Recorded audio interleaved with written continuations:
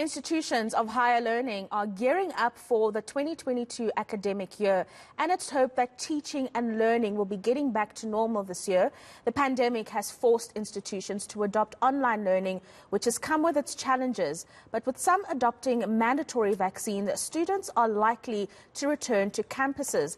The spokesperson for the South African Union of Students, Asive Dlandwa, joins me now from Bloemfontein to discuss this further.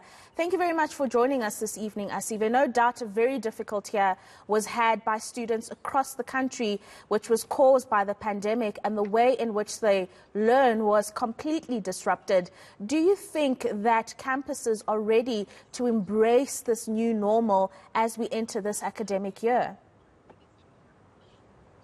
Thank you very much, and thank you for having us. Indeed, it has been an absolutely difficult 2 years for the students. For the majority of the students, they have not seen their lecturers. They have not had contact lessons or contact classes. So it has really been difficult. So yes, however, we are of the view that this year things should go back to normal.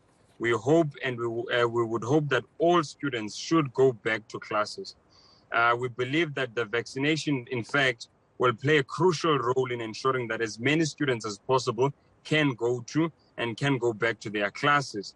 However, what we are having a problem with, and we are absolutely diametrically opposed to, is that the students should be forced to vaccinate. We are saying let them be encouraged and persuaded to vaccinate, as we believe that this will ensure that as many students as possible are able to get back to class. Because really it has not been effective, the blended learning, because the majority of the students either still do not have devices, they still do not have data, and it's difficult to navigate higher education when you are on campus. You can best imagine when you are doing that from a shack.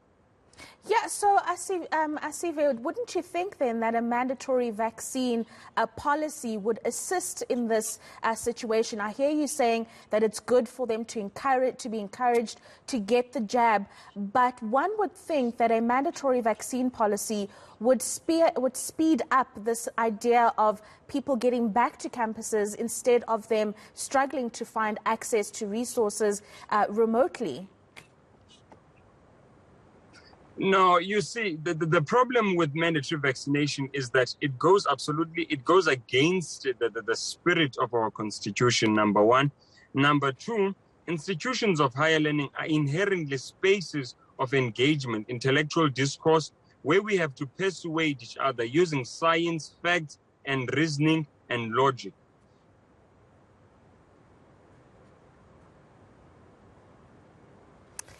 Asive, the signal looks like it's not doing well. Let's try you again. Please continue with your thought.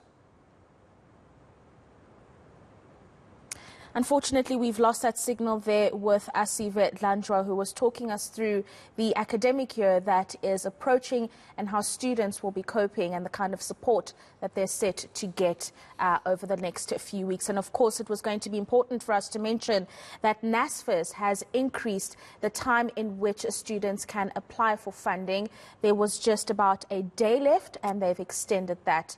Of course, eNCA will be speaking to NSFAS tomorrow morning for those details. So if you're a student, you want to be awake to listen to that interview.